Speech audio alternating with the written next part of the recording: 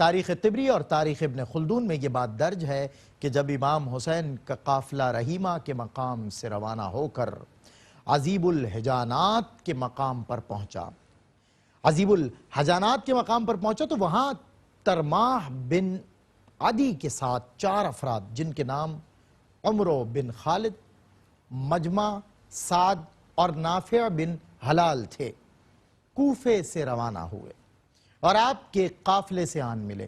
یہاں امام عالی مقام سے گفتگو کرتے ہوئے ترماح کے ساتھیوں نے امام سے عرض کیا کہ ترماح سارے راستے ان چند اشعار کی تکرار کرتا رہا ہے اور اونٹ کو ہکانے کے لیے آواز نکالنے کے بجائے انہی اشعار کو دہراتا رہا ہے۔ ترجمہ: اے میرے اونٹ، میرے سختی کرنے سے پریشان نہ ہو اور صبح ہونے سے پہلے تیزی سے مجھے لے چل۔ تیرا سوار بہت اچھا ہے اور یہ سفر بھی بہترین سفر ہے، بس اب تو مجھے اس شخص تک پہنچا دے جس کی سرشت میں بھلائی اور بزرگواری ہے۔ وہ عظیم آزاد، بے باک اور وسیع القلب ہے اور اللہ نے بہترین کام کے لیے اسے یہاں بھیجا ہے۔ اے اللہ، تا ابد اس کی حفاظت فرما۔ امام حسین نے پہلے تو ان محبت بھرے اشعار کی تعریف کی اور بعد میں فرمایا کہ خدا کی قسم ہمیں امید ہے کہ ہمارے بارے میں اللہ کا ارادہ خیر پر مبنی ہوگا اور اگر ہم مارے بھی گئے تو کامیاب ہی ہوں گے۔ اس کے بعد امام نے ان لوگوں سے اہل کوفہ کے خیالات کے متعلق سوال کیے۔ ان لوگوں نے جواب میں عرض کیا کہ اے فرزند رسول، کوفہ کے بڑے بڑے لوگوں اور سرداروں کو ابن زیاد کی طرف سے بھاری رشوتیں ملی ہیں اور باقی لوگوں کے دل آپ کے ہمراہ ہیں لیکن ان کی تلواریں آپ کے خلاف ہیں۔ اس کے بعد انہوں نے امام کو ان کے قاصد قیس بن مسہر صیدادی کے مارے جانے کی خبر دی۔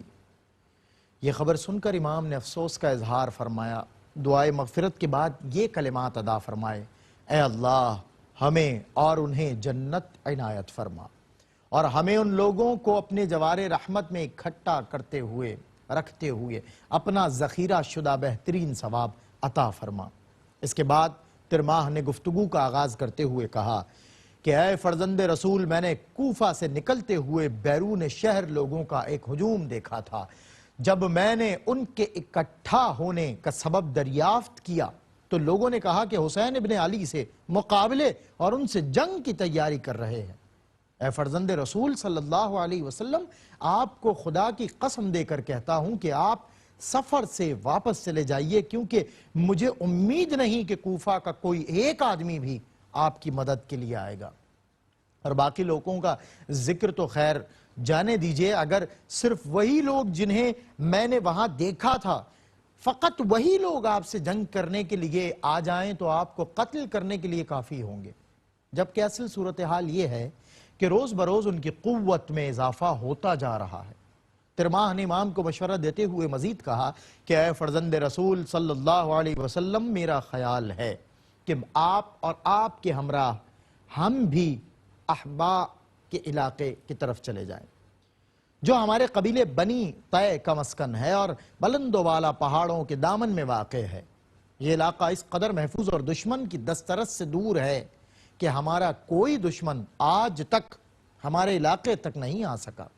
اس جغرافیائی اہمیت کے علاوہ اگر آپ 10 دن اس علاقے میں قیام فرمائیں تو ہمارے قبیلے کے تمام افراد سوار اور پیادوں کی صورت میں آپ کی مدد کو آ جائیں گے، اور میں خود وعدہ کرتا ہوں کہ اپنے قبیلے کے 20,000 شمشیر بکف بہادر آپ کی مدد کو تیار کروں گا، جو آپ کے مقاصد اور پروگرام کی تکمیل کے لیے آپ سے پیش آپ کے دشمنوں سے لڑیں گے۔ امام نے ترماح کی اس پیشکش کے جواب میں کیا فرمایا؟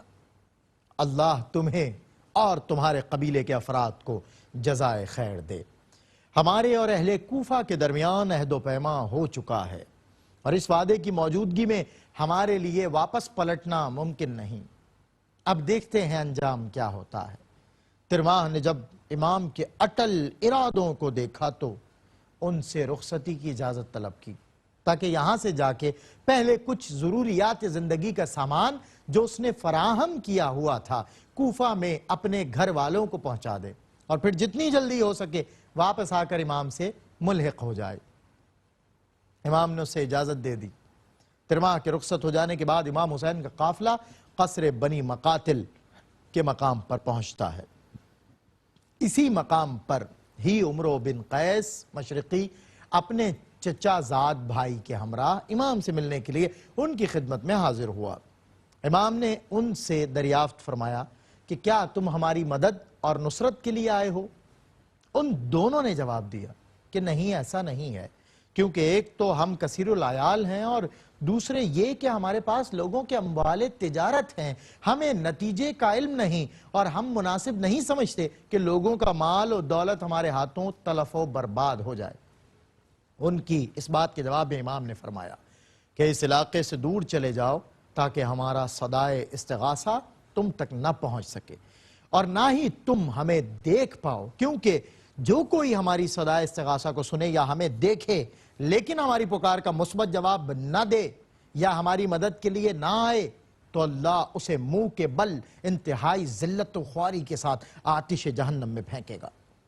امام کا یہ جواب سن کر وہ وہاں سے چلا گیا، مگر بعد میں وہ واپس آیا عین اس وقت جب یوم عاشور کربلا میں مار کا آرائی عروج پر تھی، اور تاریخ طبری جلد 4 صفحہ نمبر 245 میں یہ بیان خود اسی کی زبانی موجود ہے کہ عاشور کے دن جب میں نے دیکھا کہ لشکر کوفہ نے امام کے ساتھیوں کے گھوڑوں کے پیر کاٹنا شروع کر دیے تاکہ وہ ناکارہ ہو جائیں، تو میں نے اپنا گھوڑا ایک خالی خیمے میں باندھا اور پیادہ ہو کر دشمن پر حملہ کیا۔ 2 افراد کو میں نے قتل کیا اور تیسرے کا ہاتھ کاٹ دیا۔ اور اس دوران امام حسین مسلسل فرما رہے تھے کہ اللہ تمہارے ہاتھ سلامت رکھے اور تمہیں جزائے خیر عطا کرے۔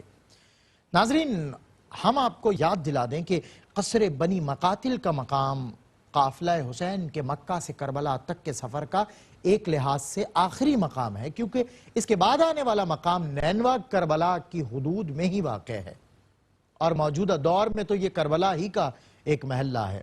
رات کا آخری پہر ہے کہ امام نے جوانوں کو حکم دیا کہ مشکیزوں میں پانی بھر کر اگلی منزل کی طرف سفر شروع کیا جائے۔ قافلے کا سفر جاری ہوا اور ابھی جاری ہی تھا کہ ناگہاں امام کی آواز سنائی دی، انا للہ و انا الیہ راجعون، انا للہ و انا الیہ راجعون والحمد للہ رب العالمین۔ آپ کے فرزند حضرت علی اکبر نے ان کلمات کو ادا کرنے کی وجہ دریافت کی۔ امام نے جواب میں فرمایا، میں گھوڑے کی زین پر سر رکھے تھا کہ اسی اثناء میں مجھ پر ہلکی سی نیند طاری ہو گئی۔ اس حال میں میں نے ایک گھوڑا سوار کو دیکھا جو کہہ رہا تھا کہ یہ لوگ اپنے سفر پر گامزن ہیں اور موت ان کا پیچھا کر رہی ہے۔ میں جانتا ہوں کہ یہ ہمارے بارے میں کہہ رہا ہے اور ہماری موت کی یہی خبر ہے۔ اس کے کچھ ہی دیر بعد امام کا قافلہ کربلا کے مقام کی حدود میں داخل ہو گیا۔